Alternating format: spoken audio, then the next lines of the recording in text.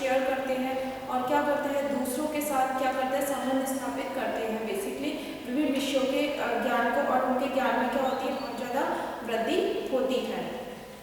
Social networking के फिर मैंने आपको एक बेसिकली उदाहरण बताया था कि फेसबुक, ट्विटर, गूगल समूह ये सारे के सारे सोशल नेटवर्किंग के माध्यम से जाने जाते हैं। इनके द्वारा हम दुनिया के किसी भी कोने में कोई सी भी इंफॉर्मेशन जानना हो या किसी से संपर्क करना हो तो हम इसके माध्यम से कर सकते हैं। और उसके बाद मैंने आपको बताया था कि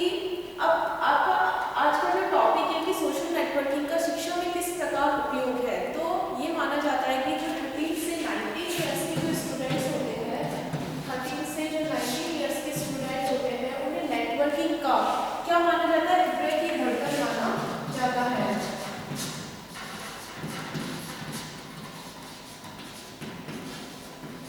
उन्हें नेटवर्किंग का क्या माना जाता है, नेटवर्किंग को उनकी क्या माना जाता है, हृदय की धड़कन माना जाता है। क्योंकि वो क्या करता है छात्र को ज्ञान में वृद्धि के साथ साथ उनके जो उनका मतलब स्वस्थ मनोरंजन के साधन उपलब्ध कराते हैं, कैसे स्वस्थ मनोरंजनात्मक अधिगम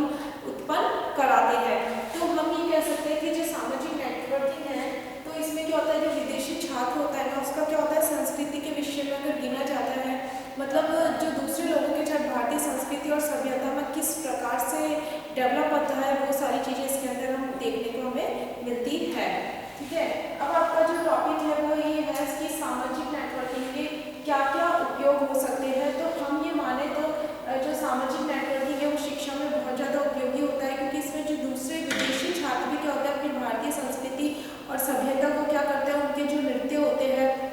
बेसिकली हमारे जो समाज में जो जो चीज़ें डेवलप होती है वो सभी उन चीज़ों को सीखते हैं, लोगों से संपर्क स्थापित करते हैं। तो इसमें पहला आता है आपका उपयोग में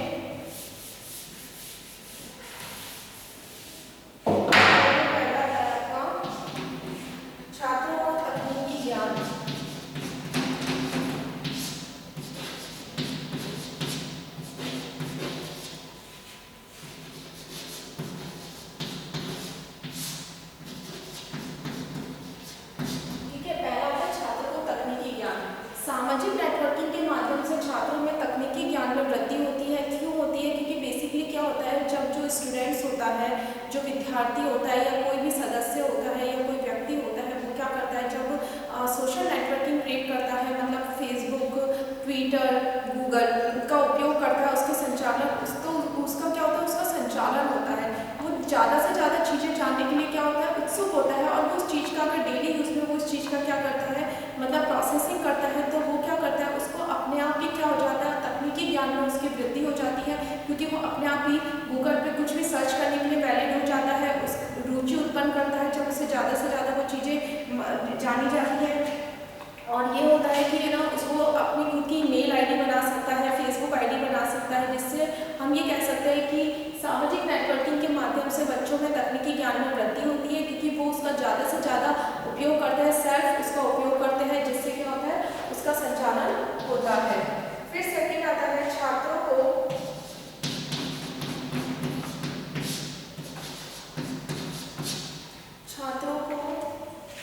पड़ोसियों के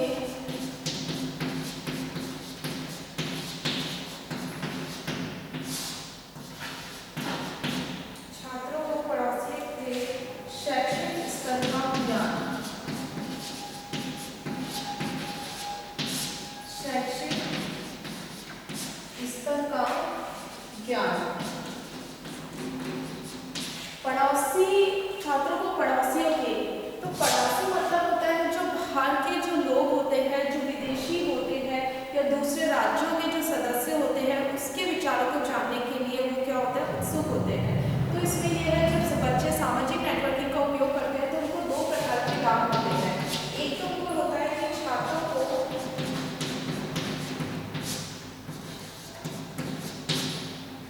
अपने ज्ञान को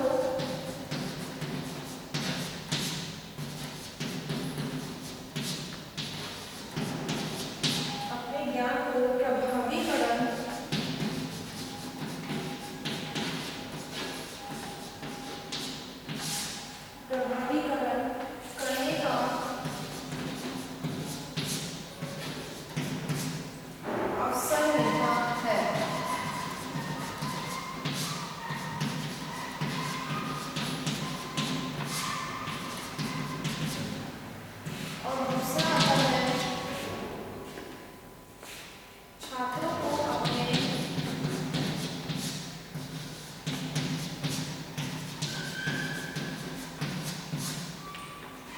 पड़ोसी राज्य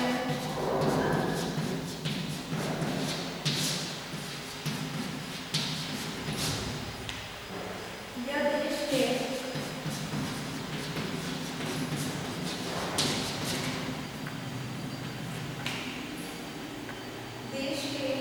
छात्रों के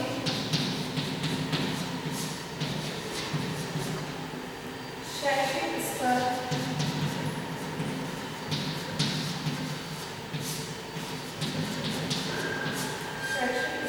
के बारे में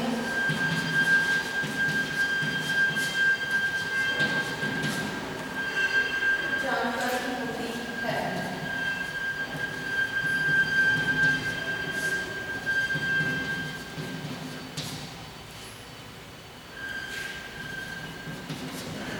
अब इसमें क्या होता है बच्चों को दूसरे राज्यों के जो छात्रों के विचार है वो जानने के अवसर प्राप्त होते हैं। विभिन्न प्रकार के राज्यों के जो छात्र होते हैं दूसरे राज्यों के छात्रों को, तो बच्चों को दूसरों के दूसरे जो सदस्य हैं, दूसरे जो विद्यार्थी हैं, उनके विचारों को क्या करा जाता है, मूल्यांकन करने का उन्हें अवसर प्रदान होता है। तो हम ये कह सकते हैं कि छात्रों को पड़ोसी के शैक्षिक ज्ञान स्तर का ज्ञान तभी होता है जिससे क्या होता है, इनके ज्ञान में क्या होता है, ज्ञान को प्रभावीकरण का अवसर प्राप्त होता है, क्योंकि वो दूसरे राज्यों के बच्चों जो छात्र हैं उनके ज्ञान को जानने का अवसर उन्हें मिलता है और छात्रों को अपने पड़ोसी राज्य देश के छात्रों के शैक्षिक स्तर के बारे में जानकारी होती है जिससे वे दूसरे छात्रों का मूल्यांकन कर सकते हैं। फिर नेक्स्ट आता है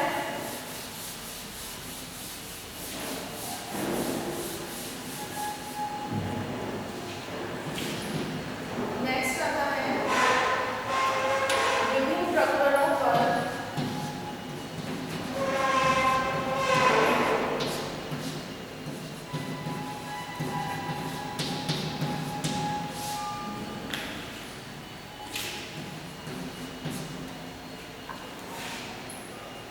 व्यापक ज्ञान।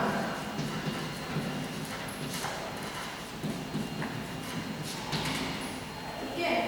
विभिन्न प्रकरणों पर व्यापक ज्ञान, जैसे कि मैंने आपको बताया विभिन्न वेबसाइट्स के माध्यम से बच्चे अपने रुचि के अनुसार विषयों का चयन करके अपना जो उनका जो नॉलेज उन्हें लेनी हो कंटेंट के बारे में जानने की पूरी कोशिश करते हैं। तो इसके अंदर विभिन्न प्रकार के जैसे भारतीय समाज से रिलेटेड जो भी नॉलेज होती है या फिर शैक्षिक या सामाजिक जितनी भी समस्याएं होती हैं, इन दोनों विषयों को क्या है सामाजिक नेटवर्किंग के माध्यम से वो क्या करते हैं, अधिगम करते हैं उसका। और उससे क्या होता है, जैसे उनसे रिलेटेड जो भी समस्या है वो उससे जानने की कोशिश करते हैं और उनके जो प्रकरण होते हैं जैसे प्रदूषण रोकने के उपाय है या फिर शैक्षिक और सामाजिक जितनी भी समस्या है हमारे भारतीय समाज में, तो वो सारे प्रकरणों को ज़्यादा से ज़्यादा क्या करता है, एक वृहद नॉलेज जो बहुत बड़ी नॉलेज है उसे जानने की कोशिश करते हैं, जिससे हम ये कह सकते हैं इससे क्या होता है, जब बच्चे अपने प्रकरणों पर व्यापक बहुत सारी नॉलेज जानने के अवसर जब उन्हें प्रदान होते हैं, बहुत सारी चीज़ें जब वो जानने के अवसर उन्हें मिलते हैं, तो इससे क्या होता है वो अधिगम करते हैं। जब वो अधिगम की क्रिया करते हैं, जब वो उस चीज़ को सीखते हैं, तो वो अपने क्या करते हैं, विचारों को प्रस्तुत करने की भूमिका निभाते हैं। फिर नेक्स्ट आता है अनुसंधान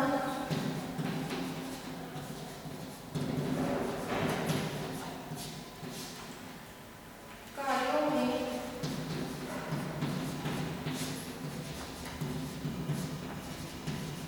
उपयोग। अनुसंधान कार्यों में उपयोग, तो शैक्षिक जब हम एजुकेशन सेक्टर में देखें तो जो अनुसंधान की भूमिका बहुत ज़्यादा होती है, अनुसंधान का उपयोग शैक्षिक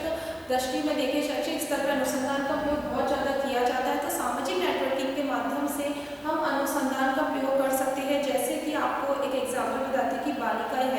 बालिकाएं सामाजिक नेटवर्किंग को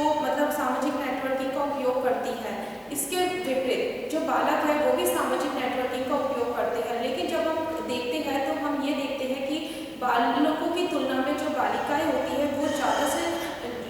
बालिका की तुलना में जो बालक होते हैं वो ज़्यादा से ज़्यादा क्या करते हैं, सामाजिक नेटवर्किंग का उपयोग करते हैं। तो हम ये निष्कर्ष पे पहुँच सकते हैं कि बालिकाओं का इससे सिद्ध होता है कि बालिकाएं जो होती है उन्हें स्वतंत्रता नहीं मिली है आज भी, और क्या हो रहा है उनका जो शैक्षिक स्तर है वो भी बहुत निम्न है। तो उनके स्तर को किस तरह बढ़ाया जाए और ऐसे ही निम्न क्यों है, तो ये इस प्रकार के जो आंकड़े हम एकत्रित करते हैं वो अनुसंधान में बहुत ज़्यादा भूमिका निभाते हैं। वो सारे आंकड़े हम एक सामाजिक नेटवर्किंग के माध्यम से गेन कर सकते हैं, मतलब एक रिसर्च के रूप में हम इस चीज़ को आजमा सकते हैं।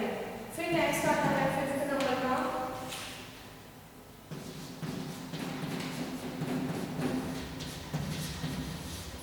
सामाजिक व्यवस्था के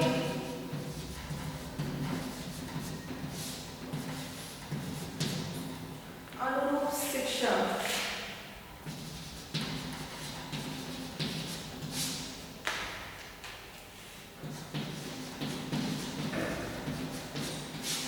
सामाजिक व्यवस्था के अनुरूप शिक्षा, तो सामाजिक नेटवर्क की व्यवस्था से क्या होता है, प्रत्येक व्यक्ति की सामाजिक, आर्थिक और पर्यावरण संबंधी जितनी भी समस्याएं होती है, जो उससे रिलेटेड जितना भी ज्ञान होता है वो बच्चों को मतलब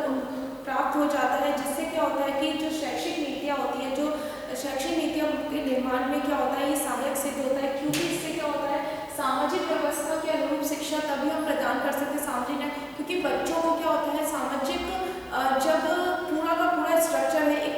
पर्टिकुलर एक व्यक्ति का क्या सामाजिक और क्या आर्थिक और क्या पर्यावरण जो उसका स्तर है वो जानने का अवसर हमें मिलता है। जैसे हम ये कह सकते हैं कि भारतीय शिक्षा व्यवस्था है, भारतीय शिक्षा व्यवस्था में उन खेलों को महत्व दिया जाता है जिसमें धन की व्यवस्था, धन का इम्पोर्टेंट नहीं होता। तो इसके लिए कबड्डी, खो खो, ये सारी व्यवस्था हम करते हैं। तो ये हमें किस तरह पता चला, हम एक एक जगह जाके हमने सर्वे नहीं किया, हमने सामाजिक नेटवर्किंग के अकॉर्डिंग उसके माध्यम से दूसरे लोगों के विचारों को जाना, एक रिसर्च के रूप में हमने उस चीज़ को देखा, परखा। उसके बाद हम ये निर्णय पर पहुंचे हैं कि बिना धन के कौन कौन से गेम को बच्चों की व्यवस्था की जा सकती है जिसमें ज़्यादा से ज़्यादा धन नहीं लगे। तो कबड्डी, खो खो, इसको महत्व दिया गया। तो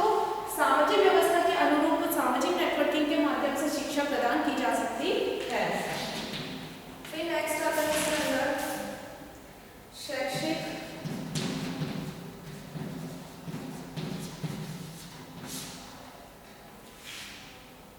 शैक्षिक नीतियों का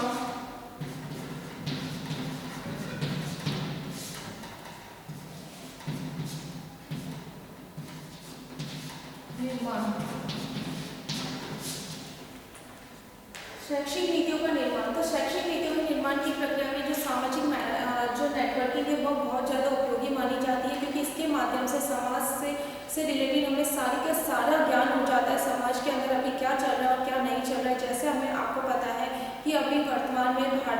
अगर हम देखें भारत के अंदर बहुत ज़्यादा पिछड़े और दलित वर्ग के लोगों को आप देखते हो, तो हम ये देखते हैं कि जो पिछड़े और दलित वर्ग है वो शिक्षा व्यवस्था में अपना योगदान नहीं दे पाते। उनको अभी भी बहुत क्या एक तुलना की जाती है, उनको एक पार्शलिटी के रूप में देखा जाता है, उनको हर चीज़ प्रोवाइड नहीं होती। तो इसके लिए सरकार ने क्या नीति बनाई, उसके लिए सरकार ने ये बताया कि जो पिछड़े और जो दलित वर्ग के लोग हैं उनके लिए एक स्कॉलरशिप की योजना बनाई गई, जिससे क्या होता है कि बच्चे पढ़ते हैं और उसके बाद उसके कुछ मेंशन उन्हें रुपीज़ वापस से मिल जाते हैं। तो एक स्कॉलरशिप का जो योजना बनाई गई वो हमें सामाजिक नेटवर्किंग के माध्यम से पता चली है। तो क्या होता है कि शैक्षिक नीतियों के निर्माण में, विभिन्न प्रकार की नीति के निर्माण में सामाजिक नेटवर्किंग की भूमिका बहुत ज़्यादा है, क्योंकि हमें इसके बाद सामाजिक नेटवर्किंग के माध्यम से समाज का सारा ज्ञान हमें मिल जाता है, समाज में क्या क्या हो रहा है और क्या नहीं हो रहा है। तो ये एक बहुत महत्वपूर्ण मानी जाती है। फिर आता है नेक्स्ट विद्यालय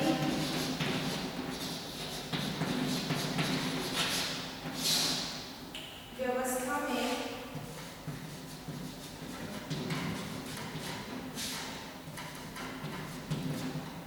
उपयोग।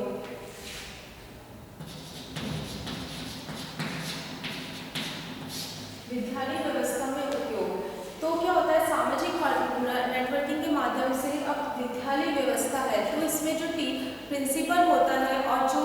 मैनेजमेंट होता है उससे क्या होता है डायरेक्ट मतलब प्रत्यक्ष रूप में संपर्क स्थापित कर सकते हैं सामाजिक नेटवर्किंग के थ्रू। तो इसमें क्या होता है वो दोनों आपस में जुड़ते हैं, लोगों दोनों में विचार विमर्श होता है। तो संस्था से रिलेटेड, एजुकेशन से रिलेटेड जो भी समस्याएं होती है उस पर वो डिस्कस करते हैं और उस समस्या को समाधान करने में महत्वपूर्ण योगदान निभाते हैं। तो एक सामाजिक नेटवर्किंग ये पोडियम माना जाता है जिसके अंदर मैनेजमेंट और प्रिंसिपल डायरेक्टली बात कर सकते हैं। जो भी शिक्षा में जो भी चाहिए, जो भी मैटर चाहिए, जो भी मतलब एक तरह से व्यवस्था किस प्रकार सही और क्या नहीं है वो सारी चीज़ें हमें पता लग जाती है। जैसे बच्चे देरी से आते हैं तो बच्चे देरी से आने का क्या, बच्चे देरी से आते हैं इसके लिए क्या किया जाए, और बच्चे पूर्ण समय पर नहीं रुक पाते, एक गवर्नमेंट स्कूल में अगर हम देखा जाए तो ये माना जाता है कि बच्चे एक तो देरी से आते हैं और एक है पूर्ण समय में 9 मिनट के बाद वो बच्चे चले जाते हैं। तो जब इस प्रिंसिपल और मैनेजमेंट जब आपस में बात करेंगे, जब सामाजिक नेटवर्किंग के थ्रू जब वो उनका विचार विमर्श होगा तो इसकी समस्या का समाधान इनके सामने निकल कर आएगा। तो सामाजिक नेटवर्किंग भी क्या है, विद्यालय व्यवस्था में बहुत ज़्यादा उपयोगिता है, बहुत ज़्यादा महत्वपूर्ण भूमिका निभाती है कि हर कोई मैनेजमेंट से डायरेक्टली बात नहीं कर सकता, तो हम कहीं पे भी स्कूल्स के अंदर भी बैठ के नेट के थ्रू क्या कर सकते हैं, बच्चों एक मैनेजमेंट से डिस्कस कर सकते हैं। फिर नेक्स्ट आता है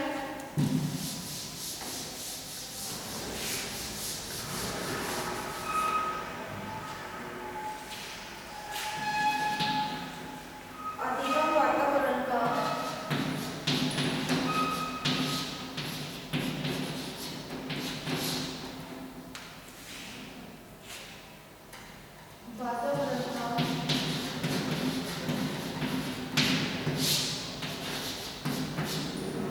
सृजन।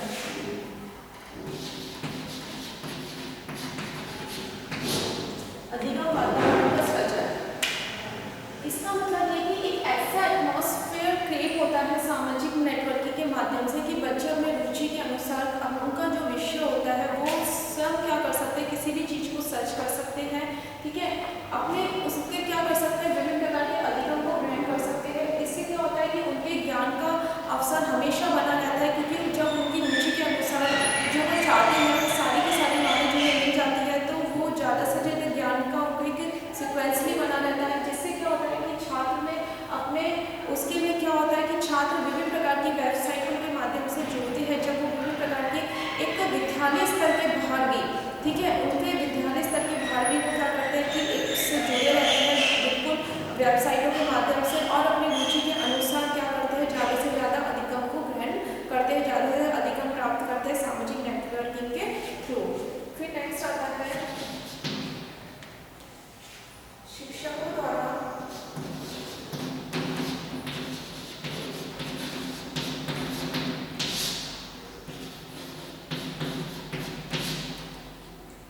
सामाजिक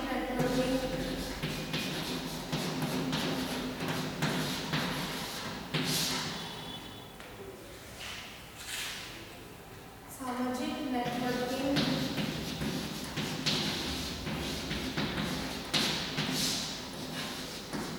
का उपयोग।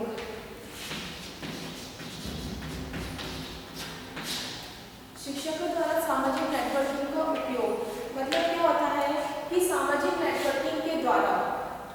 जो शिक्षक होता है वो सामाजिक परिवर्तनों को जानते हैं, सामाजिक परिवर्तनों के ज्ञान को अर्जित करते हैं। अभी वर्तमान में क्या चल रहा है और क्या नहीं चल रहा, तो वो क्या करते हैं, सामाजिक परिवर्तनों के बारे में जानकारी प्राप्त करते हैं। और जो सामाजिक परिवर्तन होता है उसका प्रभाव शिक्षा व्यवस्था पर देखने को बहुत ज़्यादा मिलता है, क्योंकि अभी हमारे सोशल में अभी जो चेंजेस हो रहे हैं समाज में, क्या चेंजेस नहीं हो रहे वो हमें अगर एग्जैक्टली नहीं पता चले तो हम एक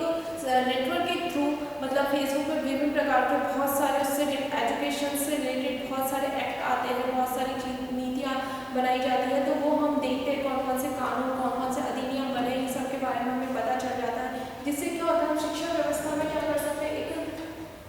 शिक्षकों के लिए बहुत बेनिफिशियल ही होता है, क्योंकि अभी पता है कि एक पॉलिसी आई थी 2020 जो राष्ट्रीय शिक्षा नीति की थी, वो भी हमें इसके थ्रू मतलब इसमें क्या क्या जानकारी हमें PDF के थ्रू भी हम इसके बारे में जान पाए हैं। तो हम ये कह सकते हैं जैसे अभी बाल केंद्रित जो शिक्षा है, तो शिक्षा जब किसी से विचार विमर्श करेगा या सामाजिक नेटवर्किंग के थ्रू जब जानेगा तो वो देखेगा कि जो बाल केंद्र अभी लेटेस्ट बाल केंद्रित शिक्षा पर महत्व दिया गया है, इस विधि का उपयोग किया गया है। अभी जो परिवर्तन हुए उसके अंदर बालक को ही पूरा एक सेंटरलाइज माना गया है। तो जब वो इन सब चीज़ों को देखता है, परखता है, तो वो अब उसको ये पता चला है, तो अब जो भी शिक्षा करवाएगा वो एक बाल केंद्रित उसका जो कंटेंट होगा, जो उसका करिकुलम होगा, वो बाल केंद्रित शिक्षा के माध्यम से उसी विधि को ध्यान में रखते हुए पूरा का पूरा कंटेंट को महत्व देगा। तो हम ये कह सकते हैं कि सामाजिक नेटवर्किंग में शिक्षकों द्वारा जो विभिन्न प्रकार के उपयोग किए जाते हैं वो ये होता है कि उसमें विभिन्न प्रकार की विधियों के बारे में जानता है, सामाजिक परिवर्तनों के ज्ञान को प्राप्त करता है, और ये एक और जो सामाजिक परिवर्तन का प्रभाव है वो शिक्षा के लिए बहुत ज़्यादा इम्पोर्टेंट सिद्ध होता है।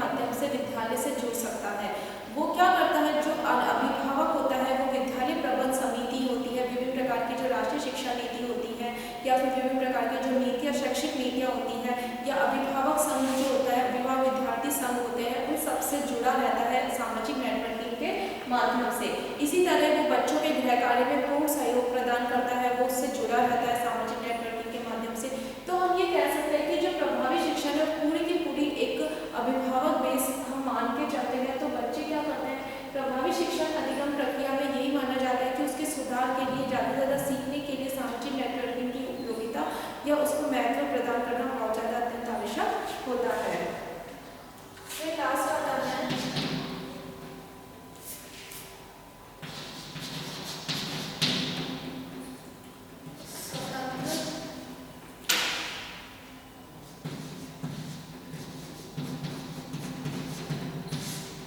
विचारों का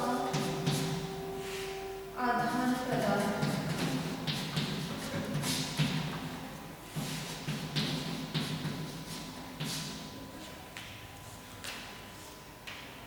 देखो, स्वतंत्र विचारों का आदान प्रदान, इसके अंदर क्या होता है,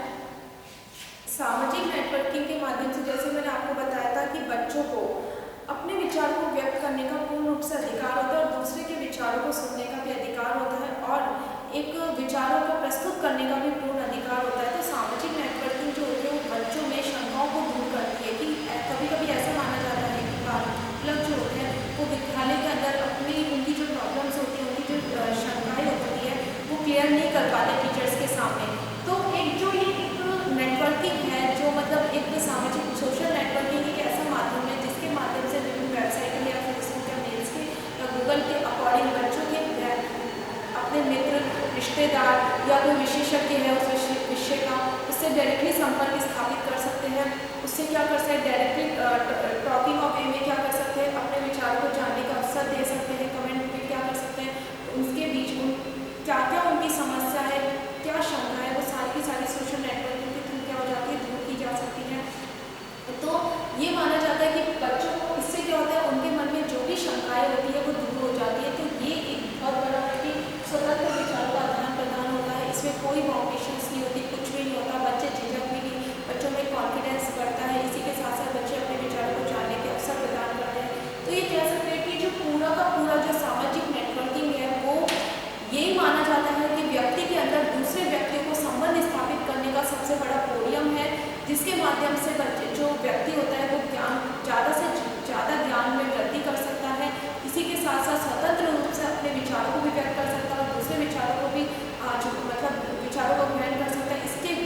इस निष्कर्ष रूप में मतलब ये होता है कि जो पूरा का पूरा उसको इतने सारे विकल्प सामने आते हैं तो वो एक विकल्प का चयन करके क्या कर सकता है, मूल्यांकन कर सकता है। ठीक है, तो ये आपका सारा का सारा क्या था, सामाजिक नेटवर्किंग के शैक्षिक उपयोग पे जो बहुत इम्पॉर्टेंट है। अगर हम शिक्षा की दृष्टि से देखें, जैसे अभी आपकी ऑनलाइन टीचिंग्स वगैरह हो रही है, ये सब हो रही है, बेसिकली क्या है, हम एक सोशल नेटवर्किंग मान सकते हैं इसे, क्योंकि हम एक विचारों का आदान प्रदान भी कर सकते हैं। विभिन्न प्रकार के फेसबुक हो रहा है, यूट्यूब हो रहे हैं, गूगल पे जैसे यूट्यूब चैनल्स अपलोड हो रहे हैं। तो ये पूरा का पूरा एक शिक्षा की दृष्टि से बहुत ज़्यादा इम्पॉर्टेंट है। और जब आपको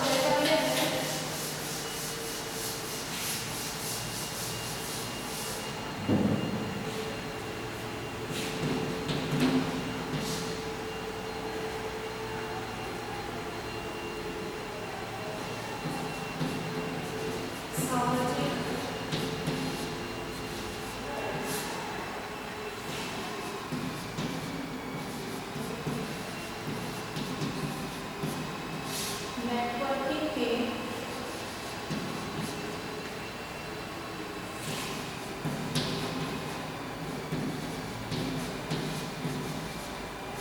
शैक्षिक उपयोगों का